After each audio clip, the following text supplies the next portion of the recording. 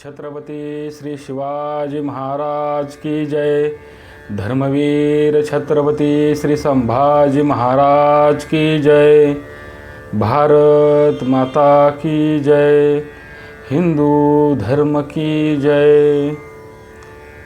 नमस्कार मंडळी, दिवस 5वा आपण वाचन स्वरूपात आपल्यापुढे जे शिवपुत्र संभाजी हा ग्रंथ वाचत आहोत।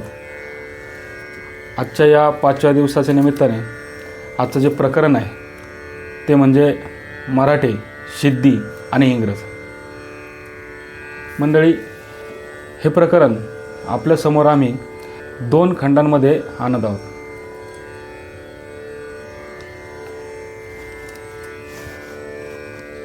अमात्यांच्या आज्ञापत्रात मराठी राज्य शेजारी असलेल्या शत्रूचे वर्णन यथार्थ शब्दात केलेले आहे। शिवाजीच्या राज्याला प्रथमपासून उपद्रव होत राहिला तो जंजिऱ्याच्या सिद्धीकडून। त्याबद्दल आज्ञापत्रात म्हटलं आहे, पुढे पराक्रमात राज्य हस्तवश्य करावे, त्यात सान्निध्यवासी शत्रू म्हणजे केवळ उंदरातील व्याधी,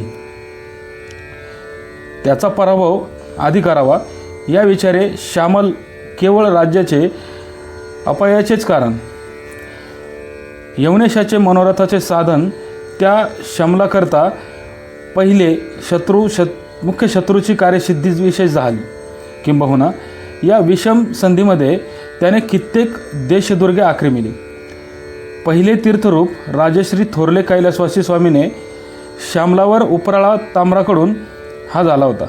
याकरिता श्यामल अवशेष उरला, अन्यथा त्यांचे यत्नामुळे श्यामलाने अवशेष उरावे काय होते।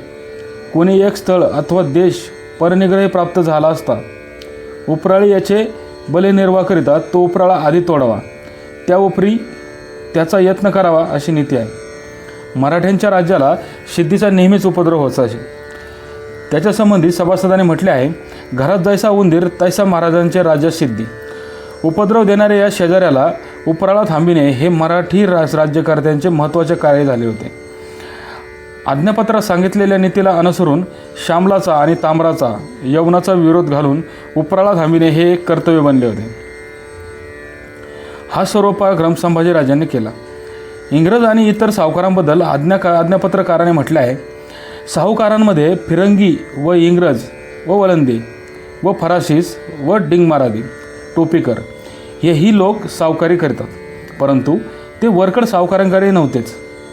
यांचे खावण प्रत्येक राज्यच करीत होते। तथापि टोपीकारांस या प्रांतो प्रवेश करावा, राज्य वाढवावे, स्वमते प्रतिष्ठावी हा पूर्णाभिमान। तदनुरूप स्थळोस्थळी कृतकार्यही झाले आहे। त्याशी हट्टी जात हातास आले स्थळ मेलेनेही सोडवायचे नव्हते। यांची आमदार कृती अडले गेले इतकीच असो द्यावी, त्यास केवळ नेहमी जागा देऊ नये। जंजिऱ्या समीप तो या लोकांचे येणे सहसा होऊ देऊ नये। कदाचित वखारीस जागा देणे झाली तर खाडीचे मोबारी समुद्रतीरी न द्यावी। तसे ठिकाणी जागा दिल्याने जोपर्यंत आपले मर्यादेने आहेत तो आहेत, नाही तो समयी आरमार तोफा दारुगोळा हेच त्यांचे बळ। आरमार पाठीशी देऊन त्यांचे बळे त्या बंदरी नूतन किल्लाच निर्माण करणार। तेव्हा इतके स्थळ राज्यातून गेले, याकरिता जागा देणेच तर लांब खाडी गाव 2 गावे राजापुरासारखे असेल तेथे फराशीसाच जागा दिला होता। त्या न्याये 2-4 नामांकित थोर शहरे असतील त्यामध्ये जागा द्यावा। तो असा की नीच जागा शहराच्या आवारी। इंग्रजांनी संभाजी महाराजांच्या कारकिर्दीत सिद्धीला मदत केली, सहकार्य दिले, त्यामुळे मराठी मुलखाला उपद्रव वाढला। सिद्धीचा बंदोबस्त करताना इंग्रजांचा अडथळा निर्माण होत असे, म्हणून या प्रकरणात संभाजीराजे, सिद्धी आणि इंग्रज यांचे एकूण संबंध कसे होते व संभाजी महाराजांनी सिद्धीचा बंदोबस्त करण्यासाठी इंग्रजांशी कसे संबंध ठेवले होते हे पाहावयाचे आहे। जंजिऱ्याच्या प्रांताला हापसान असे म्हणतात। या हापसानात जंजिरे, कोट, मुरुड, नांदगाव, मांडले, श्रीवर्धन, म्हसळे, गोवले आणि पंचायतन असे महाल होते। जंजिरा कोट हे या भागाचे मुख्य ठिकाण होय। त्यांचे एकूण क्षेत्रफळ सुमारे 325 चौरस मैल आहे।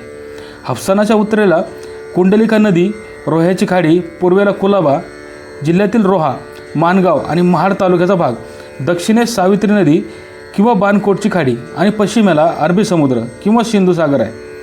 शिवाजी महाराजांची सत्ता वाढू लागल्यावर त्यांना कोकणचा ताबा घ्यावा लागला. त्यामुळे त्यांचा पोर्तुगीज, इंग्रज, डच, फ्रेंच व दंडापुरीकर सिद्धी या आरमारी सत्तांशी संबंध आला.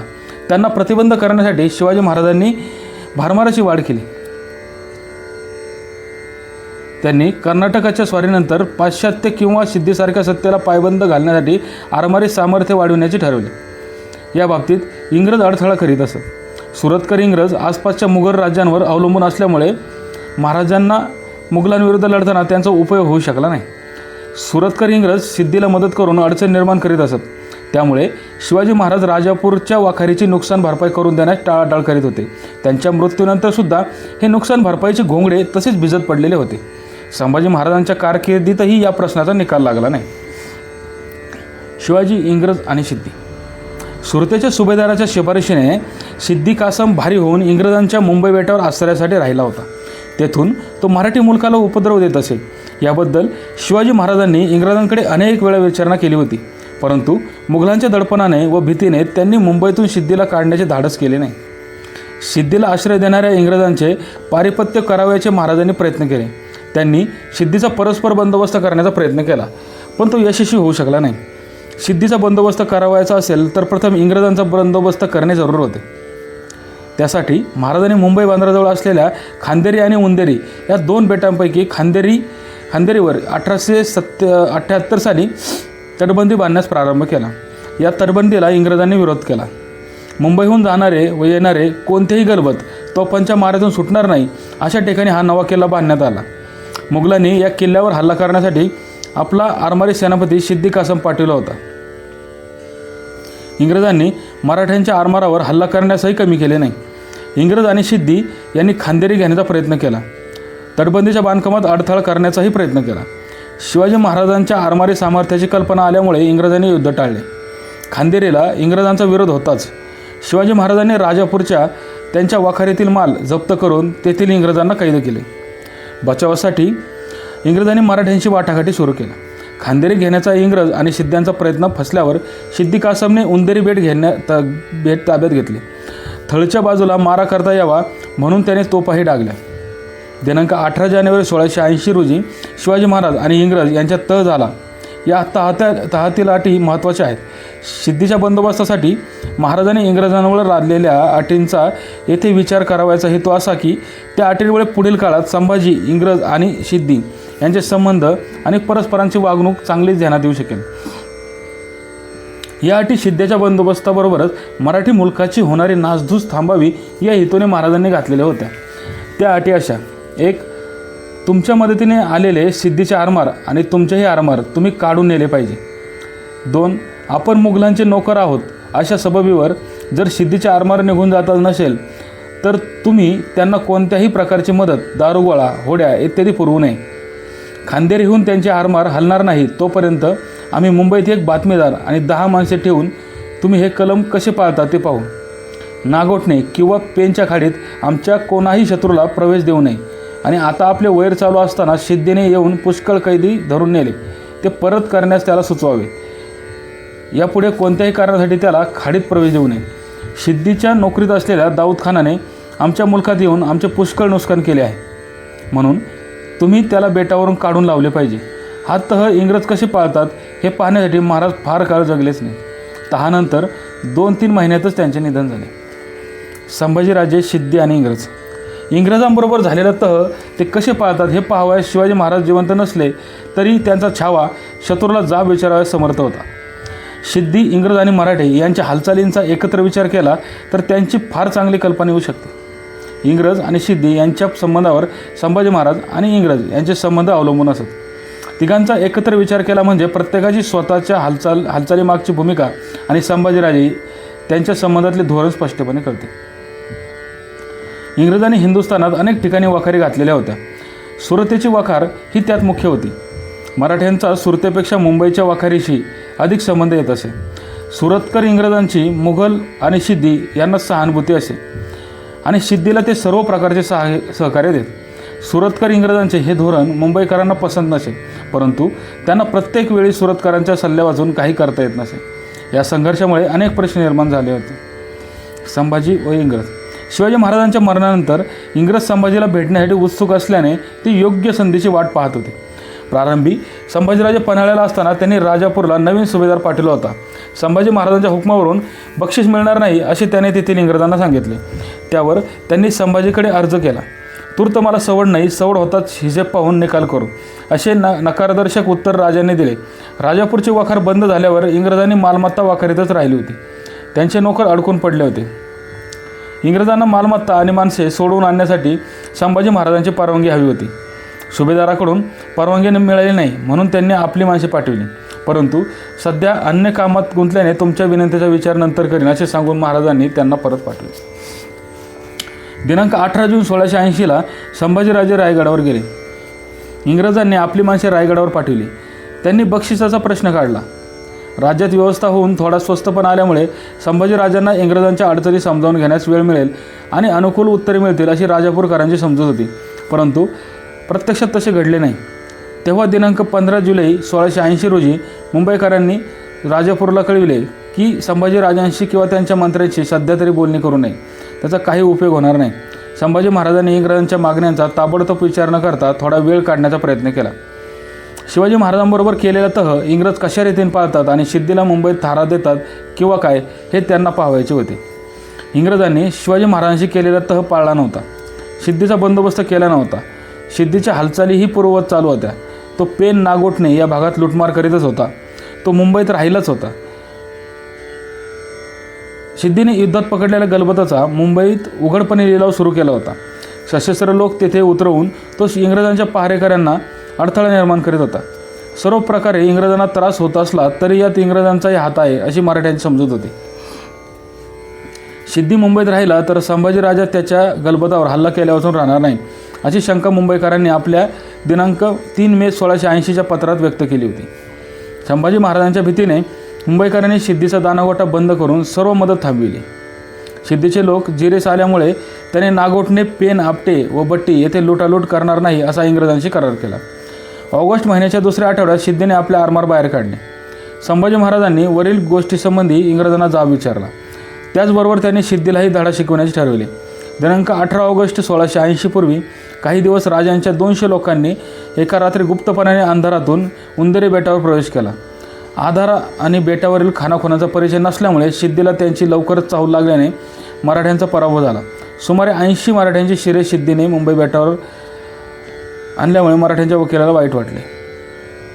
डेप्युटी गव्हर्नरने ती शिरे किंवा कैदी मुंबई बेटावर उतरू दिले नाही. सर्व डोकी भाल्यावर टोचून त्यांचे किनाऱ्यावर प्रदर्शन करावयाचा सिद्धीचा अमानुष उद्देश मुंबईकरांनी सिद्धीस जाऊ दिला नाही. बखरकारांना सिद्धी आणि इंग्रज यांच्याशी झालेल्या हालचालींची माहिती नसली तरी कोठेतरी एखादा प्रसंग देतात. वरील प्रसंगाशी सुसंगत असा एक प्रसंग मराठी साम्राज्याचा छोट्या बखरीत दिलेला आहे. तो खांदेरीहून मायनाकचा पुत्र उंदेरीवर 300 शिपाई माणसानेशी धावून गेला. तेथे लढाई झाली. आरमान घेऊन फिरून खांदेरीस किल्ल्यास येताना हापशी याने मुकाबला केला. हातघाईस येऊन मायनाजी नाईक याचे पुत्राचे डोके मारून गलबतात घालून मुंबईस हापशांनी पाठवली. शेख महम्मद उंदेरीवर किल्लेदार होता. त्याचवर 1-2 वेळा दर्यासारंग आणि नाईक मजकूर यांनी सरंजामसुद्धा जाऊन हल्ला केला, परंतु बाजू सर झाली नाही. खांदेकरांची कमतीच राहिली. सिद्धीने मराठ्यांची मारलेली डोकी समुद्रावर लटकावून भीती निर्माण करायचा प्रयत्न केल्याची बातमी सुरतेला गेली. त्यांनाही या मनुस्कृतीचा राग आला. सिद्धीला मदत न करता संभाजीशी सख्य राखण्याचा आदेश त्यांनी मुंबईकरांना दिला. तरीही इंग्लंडहून सिद्धीच्या संबंधात हुकूम येईपर्यंत संभाजीशी निर्णायक बोलणी करू नयेत अशी त्यांनी सुचविली. बक्षिसाच्या मागणीसाठी इंग्रजांनी जुलै महिन्यातच रायगडला नोकर पाठवले होते.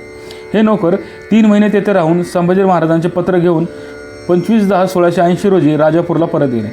त्यासंबंधी त्यांनी सुरतेला जो वृत्तांत कळविला त्याचा सारांश असा: मूळ कराराप्रमाणे सिद्धीच्या बाबतीत इंग्रज काही करीत नसल्यामुळे इंग्रजांच्याबद्दल आपल्या मनात आदर नाही असे तो म्हणतो. सिद्धीला घालवून लावीपर्यंत तो आपले काहीच काम करणार नाही. उलट पूर्वी मिळालेल्या बक्षिसाच्या रकमेची परत मागणी करील, परंतु सिद्धी बेट सोडून जाईल तरच अथनीची लूट किंवा वगैरे सर्व बाबतीत पूर्वी शिवाजीच्या वेळेपासून चालले होते तसेच स्नेहाने तो चालविल असे दिसते. शिवाजी महाराजांशी झालेल्या कराराप्रमाणे इंग्रज वागत नसल्याची तक्रार संभाजीराजांनी केली होती. त्यांनी स्पष्टपणे बजावले होते की सिद्धीला मुंबईहून घालवून दिल्याशिवाय त्यांच्या कोणत्याही मागण्यांचा विचार केला जाणार नाही. बक्षिसाबद्दल त्यांनी अनुकूल मत व्यक्त करूनही पद्धतशीरपणे हुकूम दिला नव्हता. डेप्युटी गव्हर्नरने सिद्धीला मुंबईच्या बंदरातून काढून पावसाळ्यात त्याला राहू न देण्याचे आणि तोफा, दारुगोळा वगैरे सामुग्रीचा पुरवठा न करण्याचे कबूल केले तर इंग्रजांचा बक्षीचा प्रश्न सुटणार होता. इंग्रजांनी तहातल्या गोष्टी पाळल्या नाहीत तर संभाजीराजे या तक्रारी दूर करण्यासाठी अन्य मार्ग अवलंबणार होते. संभाजीराजे इंग्रजांना केवळ दम देत राहिले नाहीत किंवा इंग्रजांनी विनंती केल्यावर सिद्धी जाईल किंवा त्याचा बंदोबस्त होईल म्हणून ते वाट पाहत बसले नाहीत. त्यांनी राजापूरच्या वखाऱ्याजवळ सैन्य जमा केले. या सैन्याचा हल्ला होईल अशी इंग्रजांना भीती वाटत असल्याने राजापूरला अडकून पडलेल्या इंग्रजांना तेथून निघून जाता येईना. राजापूरला दौलत खानाच्या आधिपत्याखाली मराठ्यांचे 4-5 हजार सैन्य असून त्याच्याजवळ 50 गलबते होती. हे आरमार सज्ज ठेवण्यास 2 हेतू होते: सिद्धीचा प्रतिकार आणि इंग्रजांवर दडपण. सिद्धीला आश्चर्य दिल्यामुळे संतापून राजा हे आरमार मुंबईवर पाठविला अशी शंका मुंबईकरांनी व्यक्त केली होती. डिसेंबरच्या पहिल्या 2 आठवड्यात सिद्धीचे आरमार वेंगुर्ल्याकडे लुटालूट करण्यास गेले होते. त्यांचा प्रतिकार करण्यासाठी दौलत खान आपले आरमार घेऊन त्यांच्या पाठलागावर गेला. त्यांच्या सैन्यात थोडी वाढ झाली होती. 60 गुराबे आणि गलबते, आरमारावर 5000 आणि राजापुरात भरतीसाठी 5000 माणसे ठेवलेली होती. सिद्धीचा बंदोबस्त करण्यासाठी संभाजी महाराजांनी आपल्या निष्णात आणि धूर्त वकील 20/11/1680 रोजी इंग्रजांशी बोलणी करण्यासाठी मुंबईला पाठविला. त्याच्याबरोबर महाराजांनी पत्रही दिली होती. सिद्धीच्या मुंबईतील हालचालींवर बारकाईने लक्ष ठेवण्याची गुप्त सूचनाही त्याला दिलेली होती. आवजी पंडित वकिलाने सांगितले की शिवाजी महाराजांशी झालेल्या तहाप्रमाणे मुंबईकरांनी सिद्धीचा बंदोबस्त केला नाही तर संभाजीराजे इंग्रजांविरुद्ध युद्ध पुकारतील. संभाजीराजांचा वकील आलेला पाहताच सिद्धीने आपले आरमार बंदराबाहेर नांगरले. संभाजीराजांच्या आरमाराला तोंड द्यावायची त्याची तयारी नव्हती. सिद्धीचा कायमचा बंदोबस्त झाला नाही तर त्याच्या अमानुष लुटमारीचा बंदोबस्तासाठी किनाऱ्यावर सतत 10,000 माणसे निष्कारण अडवावी लागत. संभाजीराजे इंग्रजांशी मैत्री ठेवण्यास तयार असले तरी ते यापुढे उपद्रव सहन करणार नाहीत. सिद्धीची मदत ताबडतोब थांबवून त्याला आरमारासह बाहेर काढले नाही आणि त्याची मदत चालूच राहिली तर महाराजांनी मुंबईवर स्वारी करण्याचा निश्चय केला आहे.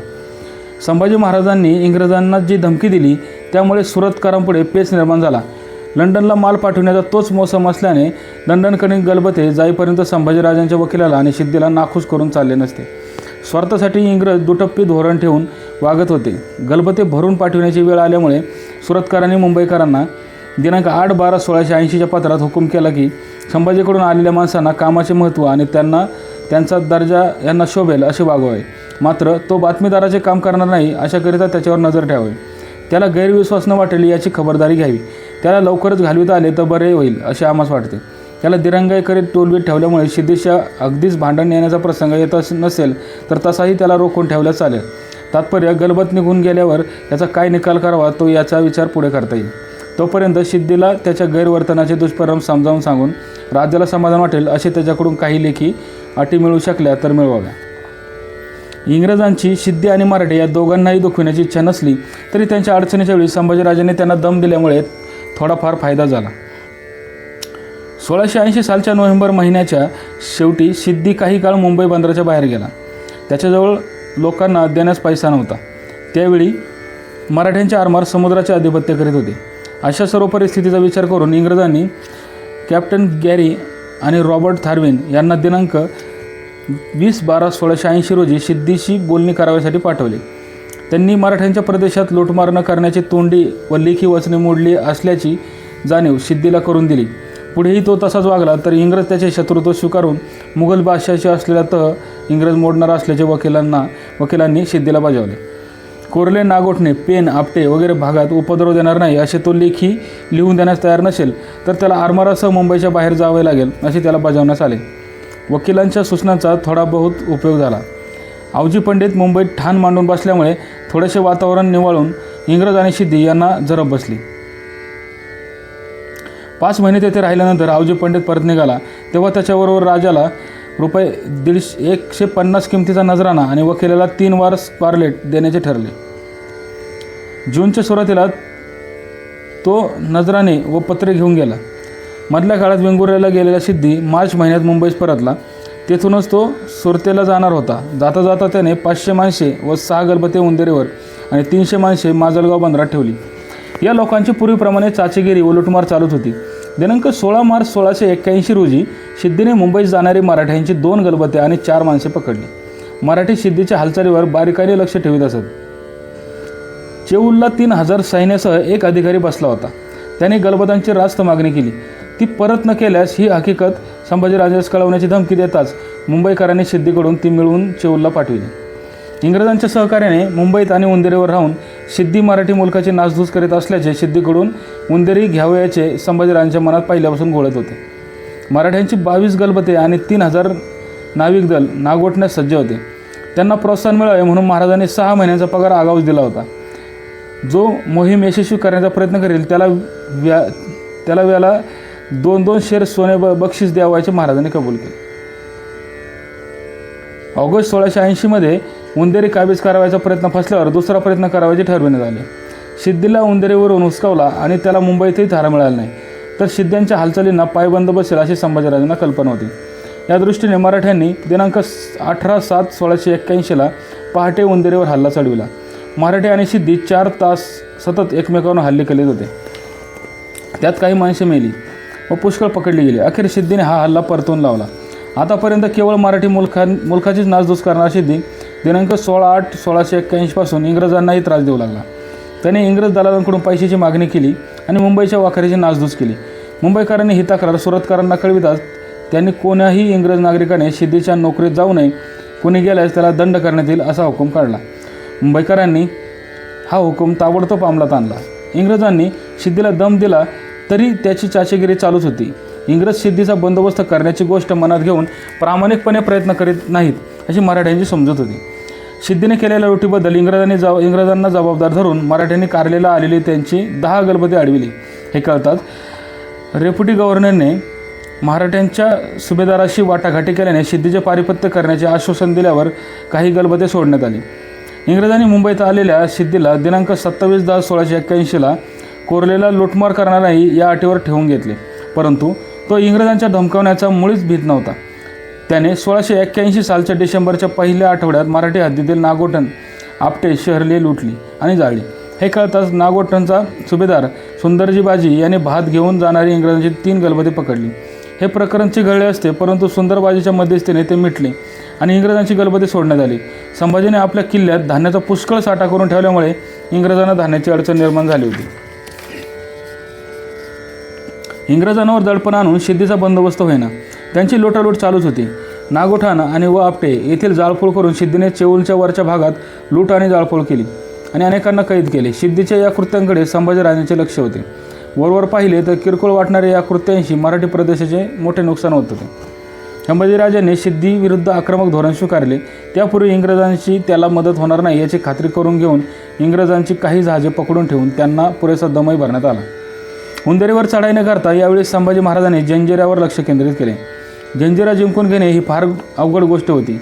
पूर्वी शिवाजी महाराजांनी जंजिरा घेण्याचा प्रयत्न केला होता तेव्हा त्यात त्यांनाही यश मिळाले नव्हते. त्यामुळे सिद्धी शिरजोर बनला होता. त्या किल्ल्याभोवती समुद्र असल्याने हे बेट रमणीय होते. या बेटावरील वस्ती खडकावर वसलेली आहे. ओहोटी असली म्हणजे खडकावर बांधलेला किल्ल्याचा कोट थोडासा उघडा पडतो. कोटच्या भिंती सुमारे 50 फूट उंच असून त्याच्या प्रत्येक बुरुजावरील अंतर 90 फूट आहे. राजापूरच्या किनाऱ्यापासून किल्ल्यात येण्या जाण्याकरता नेहमी तर चालू असते. किल्ल्याच्या आत राजवाडा आहे. आत गोड्या पाण्याची 2 तळी असून रस्ते फरसबंद आहेत. दारुगोळ आणि तोफखाना ठेवण्याच्या जागा फार विचित्र आहेत. शिवाजी महाराजांप्रमाणे संभाजीराजांनी जंजिरा सिद्धीकडून घेण्याचा प्रयत्न केला. जंजिराच्या वेड्याच्या वेळी संभाजीराजे जातीने हजर होते. या वेड्यासंबंधी मर्रा चिटणीस बकरीत माहिती दिलेली असली तरी संभाजीराजे स्वतः या स्वारीत होते याचा उल्लेख त्यात नाही याचे आश्चर्य वाटते. कोंडाजी फर्जन याने जंजिरावर जाऊन फितुरी करतो असे म्हटल्याने याला तिकडे पाठवण्यात आले. तिकडे गेल्यावर त्याने चाकरी धरली.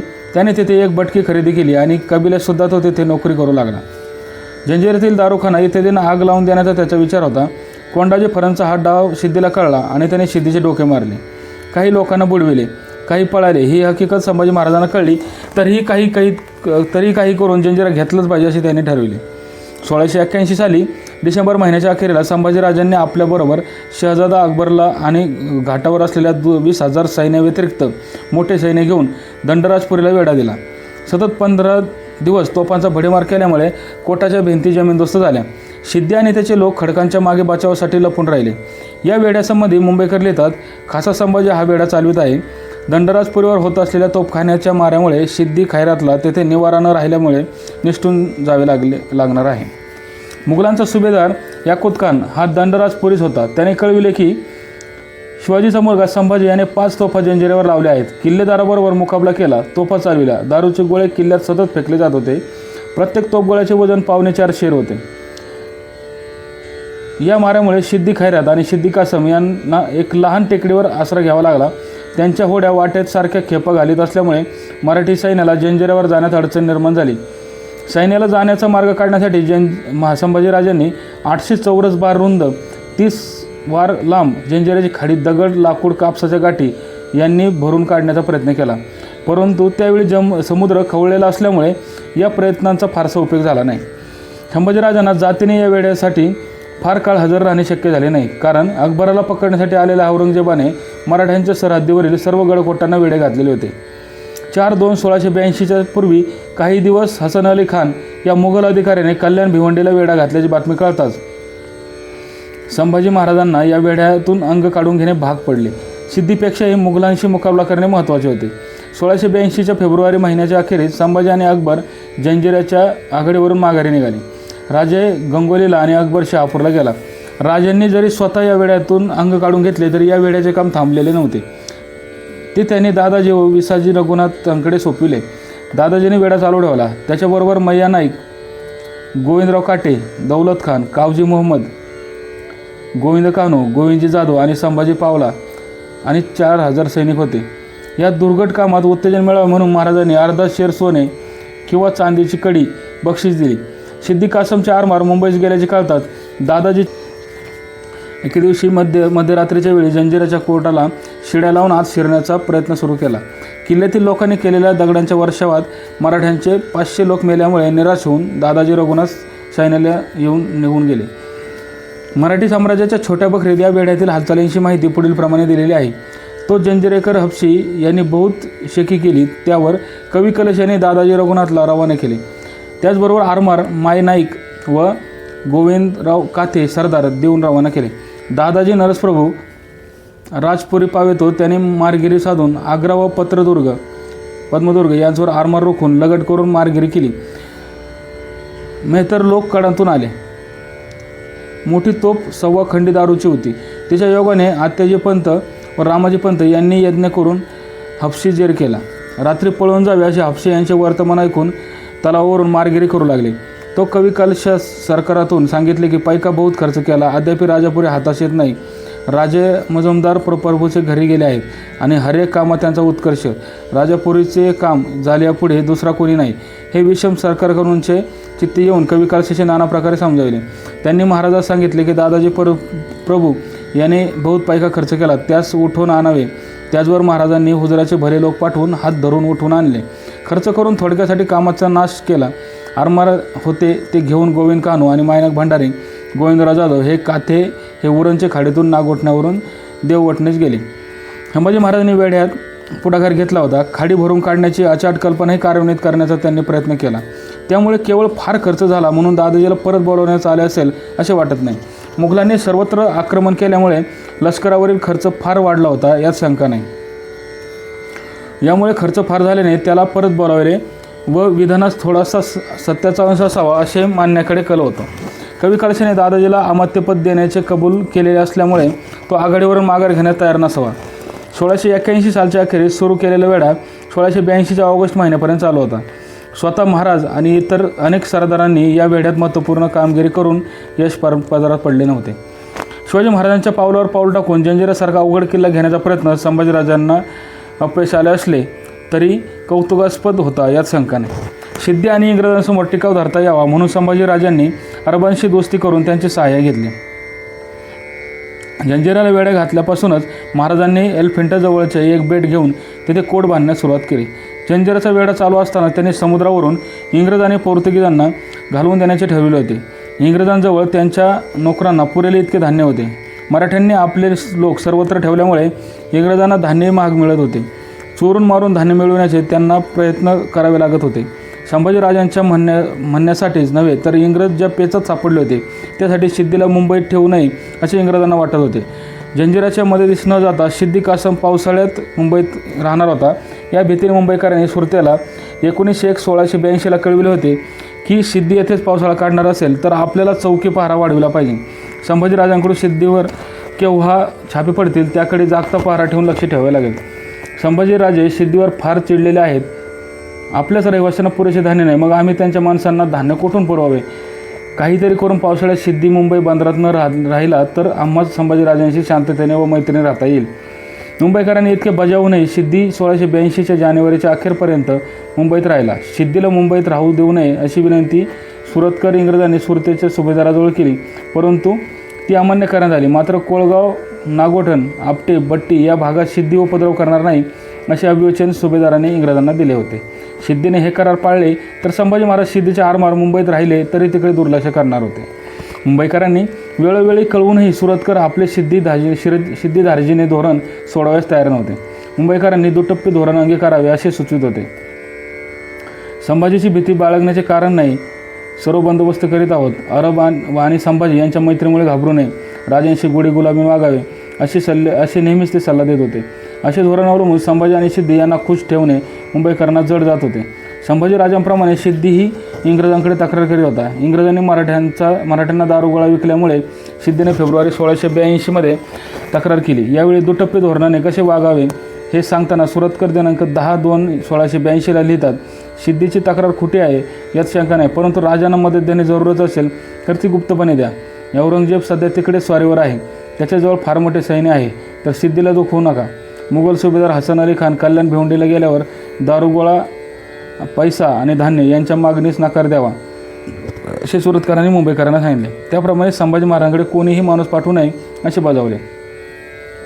1682च्या फेब्रुवारीत चेऊलच्या पोर्तुगीजांनी सिद्धीला धान्य पुरवठा केल्याबद्दल संभाजीराजांनी त्यांच्याकडे विचारणा केली. पोर्तुगीजांनी इंग्रज सिद्धीला उघड मदत करीत असल्याचे सांगितले. मुघलांच्या भीतीमुळे सिद्धीबद्दल काहीच हालचाल करायची नाही असे सुरतकरांनी ठरविले. मुघलांच्या हुकमाप्रमाणे महमूद रजाक याला मुंबईत राहू देऊन त्याची बरदास्त ठेवावे असे मुंबईकरांना सुचविले. सुरतकरांच्या सूचनाप्रमाणे वागणे मुंबईकरांना जड जात होते. ते पुन्हा आपल्या अडचणी सुरतकरांना निवेदित होते. त्यांनी स्पष्टपणे लिहिले की सिद्धीसारख्या खुनशी आणि दुष्ट लोकांना राहू दिल्यास संभाजीराजे नुकसानीचा जाब विचारतील. त्यांना तोंड देणे कठीण पडेल. आपल्याजवळ एकही जहाज नाही की सैन्य नाही. अशा परिस्थितीत संभाजीराजांसारख्या शत्रूपासून बचाव करणे कठीण आहे. त्यांना दंडराजपुरी घेतली तर ते किनाऱ्याचे मालक होतील. तरी सिद्धी पावसाळ्यात न राहील अशी व्यवस्था करावी. यावर सुरतकरांनी मुंबईकरांना बजावले की इंग्रजांशी व्यापार करण्यात फायदा असल्यामुळे आपण सिद्धीला मदत देत असूनही संभाजीराजे आपल्याशी सरळ वागत आहेत. असे असले तरी राजे केव्हाही छापे घालतील अशी पोटातून त्यांना भीती वाटत होतीच. त्यामुळे एप्रिल 1682 मराठ्यांच्या मुलखात पहारा करण्यासाठी होड्या ठेवाव्या असे सुरतकरांनी मुंबईस लिहिले. एप्रिल 1682 मुंबईकरांनी सिद्धीला येऊ दिले नाही, परंतु सुरतकरांच्या दडपणामुळे दिनांक 9 मे 1682 रोजी सिद्धीला बंदरात घेणे मुंबईकरांना भाग पडले. सुरतकरांनी स्वतःच्या धोरणाचे समर्थन करण्यासाठी मुंबईकरांना कळविले की तुमच्या मदतीला आता सिद्धी ठेवलेला असल्यामुळे संभाजीराजे तुम्हाला त्रास देणार नाही. संभाजीराजे आणि त्यांची माणसे सिद्धी इंग्रजांच्या हालचालीवर जागरूकपणे लक्ष ठेवतच होती. फेब्रुवारी 1682 संभाजीराजांनी चेऊल येथे तटबंदी करण्यासाठी माणसे पाठविली. सिद्धी तेथेच राहत असल्यामुळे त्याच्यावर जागता पहारा ठेवण्यासाठी बरेच माणसे ठेवणे जरूर होते, परंतु गोव्याच्या व्हाईसरायकडून मान्यता आल्यावर तटबंदी बांधण्याची परवानगी मी देऊ शकेन असे तेथील पोर्तुगीज गव्हर्नरने सांगितले. सिद्धीला चेऊलजवळ राहण्याची इंग्रजांनी परवानगी दिलेली असून त्याला पाणी आणि इतर धान्य पुरवठाही केला होता असे त्याने सांगितले. याबद्दल संभाजी निषेध केल्यापासून राहणार नाही असे मुंबईकरांना सुरतकरांना कळविले. सिद्धी कासम मुंबईत येऊन राहिल्याचे कळताच मराठ्यांच्या आरमारातील 40 गलबते 15 मेला दुपारी 2 वाजता खाडीतून बाहेर पडली. त्याबरोबर सिद्धी ही 2 जहाजे आणि 8 गलबते घेऊन निघाला. त्याचा सल्ला होण्यापूर्वीच मराठ्यांची गलबते खांदेरीवर गेली. त्यामुळे 16 मेला सिद्धी कासम माघारी गेला. मराठ्यांनी आपली नाविक शक्तीही वाढविली होती. मायनाकचा आणि सिद्धी संबोळचा मुलगा आणि त्याचा मेहुणा सिद्धी मिस्त्री यांच्या हाताखाली 85 गलबते आणि 5000 माणसे होती. हे आरमार उंदेरे, चेऊल किंवा मुंबईतील सिद्धीच्या आरमारावर झडप घालण्यासाठी टपून बसलेले होते. मुंबईचे एक ठाणे मराठ्यांनी खांदेरी जवळ लुटले आणि जळाऊ लाकडे नेणारी एक होडी मे महिन्याच्या अखेरीस जाळली. जून महिन्याच्या अखेरीस महाराजांनी आपले 5000 सैनिक थळे येथे ठेवले होते. त्याच रात्री हल्ले करून या सैन्याने उंदेरे घेण्याचा प्रयत्न केला, परंतु उंदेरेवरून शिद्दीने तोफा उडविल्यामुळे मराठ्यांच्या गलबतांना माघारी फिरावे लागले. संभाजीराजांच्या खांदेरी येथील आरमाराने 8 महिन्यांचे इंग्रजांचे रुपये 4,500चे नुकसान केले होते. रक्षणासाठी त्यांना वेगळा खर्च करावा लागला होता. संभाजीराजांनी मुंबईजवळच्या आणखी एका खडकाळ बेटावर तटबंदी उभारण्याचा प्रयत्न चालविला होता. अलिबाग किनाऱ्याजवळ सुमारे 2 मैलांवर असलेला कुलाबा कोट हे ते ठिकाण असावे. इंग्रजांनी वारंवार सांगून धमक्या देऊन सिद्धीच्या प्रदेशात आक्रमक हालचाली करून सिद्धीची लुटमार थांबलेली नव्हती. मुंबई बंदरात थारा मिळत असल्याने मराठी मुलकात त्रास देणे त्याला सोपे जात होते. त्याने कॉर्ले येथे लूट करून त्याने ती उंदेरीला नेली होती. इतकेच नव्हे तर त्याने 28/8/1682 रोजी नागोठण्यास जाऊन अनेक लोकांना त्रास दिला. बऱ्याच लोकांची नाके कापून एका हवालदाराला पकडून मुंबईस नेले. संभाजीच्या भीतीने मुंबईकरांनी त्याला उंदेरीस नेण्यास सांगितले. त्याच्या या कृत्याने रागावून मराठ्यांनी दौलत खान व त्याचे 80 गलबतांचे आरमार नागोठण्यास हजर ठेवले होते. सिद्धी मिस्त्री 30 गलबते घेऊन सज्ज होता. तो दिनांक 4/10/1682 रोजी कोर्ले येथे भात आणण्यासाठी नागोठण्याहून बाहेर पडला. सिद्धीला हे समजता त्याने सिद्दीक कासमच्या नेतृत्वाखाली 16 गलबते मराठ्यांच्या गलबतावर पाठविली. कोलगावजवळ चकमक उडून मराठी आरमार माघारी फिरले. सिद्धीने मराठ्यांची 7 गलबते, 45 माणसे आणि याकूब खानाचा मुलगा सैदी संबोल यांना कैद केले. याशिवाय जखमी झालेला सिद्धी मिस्त्रीही पकडले गेला. माजलगावला नेण्यात आल्यावर मुंबईकरांनी त्याला औषधोपचारासाठी ठेवून घेतले. तो दिनांक 5/10/1682 रोजी मरण पावला. ही बातमी सुरतचा मुसद्दीक कारतलब खान यास कळविण्यात आली. बरा झाल्यावर सिद्धी मिस्त्रीला त्याच्याकडे पाठवण्यात येणार होते. त्याच्याबरोबरच्या माणसात जे लोक मुसलमान असतील त्यांना जीवे मारू नये, जे हिंदू मुसलमान होत असतील त्यांना कैद ठेवावे, जे मुसलमान होण्यास नकार देतील त्यांना ठार मार करावे. सिद्धीला सर्व प्रकारची मदत देण्यास सुरतकर मुंबईकरांना सांगत होते. रुपये 10,000चा सर्व प्रकारचा माल सिद्धी कुटुंबे मुंबईत राहू द्यावी असे सुरतकरांना बजावले. सुरतकरांचे हे धोरण पसंत नसल्याने मागील वेळेप्रमाणे याही वेळी सिद्धीचे लोक राहिल्याने अन्नाचे दुर्भिक्ष वाढेल. लोकांना आसरा देऊन त्यांच्याशी सामोपचाराने वागणे कठीण असल्याचे मुंबईकरांना कळविले. सुरतकरांच्या या धोरणामुळे मुंबईकरांच्या पोटात भीती वाटत होती. ते दिनांक 5/10/1682 रोजी लिहितात, सिद्धी संभाजीराजांसारखी आगळीक करत आहे. तो येथून गेल्यावर मात्र आमची धडगत राहणार नाही. तरी सैनिक आणि आरमारी मदत ताबडतोब पाठवावी. संभाजीराजांनी अन्नधान्य आणण्याची सक्त मनाई केली होती. पोर्तुगीजांनाही मुंबईला धान्य देऊ नये म्हणून जाहीरनामा काढला. सुरतकरांनी मुंबईकरांच्या अडचणीकडे लक्षच दिले नाही. सिद्धीच्या संबंधात बोलणी करण्यासाठी आणि इंग्रजांची मैत्री संपादन करण्यासाठी संभाजीराजांनी आपल्या वतीने न्यायाधीश प्रल्हाद निराजीला पाठविण्याचे ठरले होते. मुघल सैन्य कल्याण भिवंडीला वेढा देऊन बसलेले होते. मुघलांनी सर्वत्र आक्रमक पवित्र घेतलेला होता. अशावेळी सिद्धी, इंग्रज आणि मुघल एक झाले तर मराठी राज्याला भयंकर धोका उत्पन्न होण्याची भीती होती. अशा परिस्थितीत इंग्रजांची मैत्री संपादून मुघलांना मदत करण्यापासून त्यांना परावृत्त करणे आवश्यक झाले होते. या दृष्टीने आपणहून संभाजी महाराजांनी प्रल्हाद पंतांना इंग्रजांकडे पाठविण्याचे ठरवले असावे असे दिसते. दिनांक 24/10/1682 पूर्वी ते महाराजांचे अनेक निरोप घेऊन इंग्रजांना भेटण्यासाठी निघाले. त्यांनी महाराजांचे सर्व हुकूम इंग्रजांना कळविले.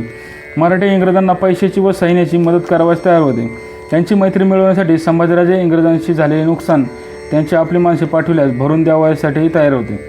याबरोबरच महाराजांना दुर्मिळ वस्तू, कुत्री, लहान मोठी पिस्तुले, मोठे बिलवरी आरशे इत्यादी मोठ्या गोष्टी हव्या असल्याचे प्रल्हाद पंतांना सांगितले.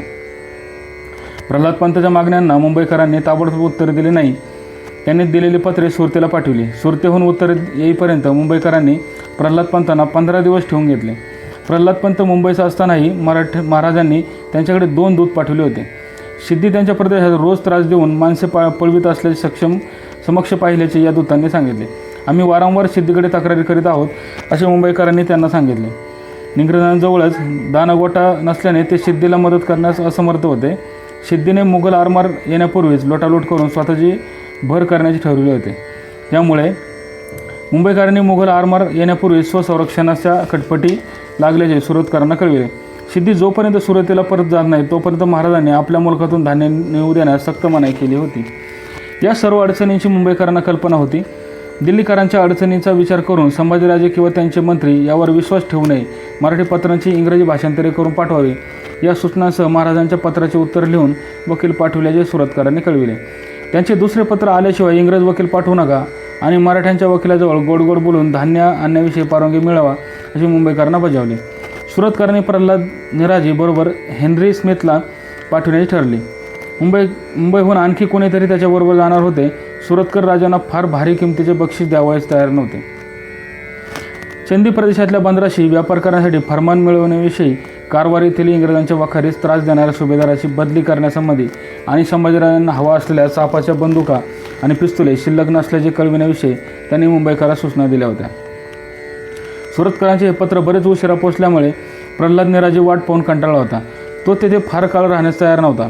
प्रल्हाद पंतांबरोबर आपण वकील पाठवला नाही तर संभाजीराजे आणि त्यांचे अधिकारी अपमान झाल्याचे समजतील अशा आशयाचे पत्र मुंबईकरांनी पाठवले आणि बक्षीस आणि माणसे ताबडतोब पाठवण्यास सुरतकरांना बजावले.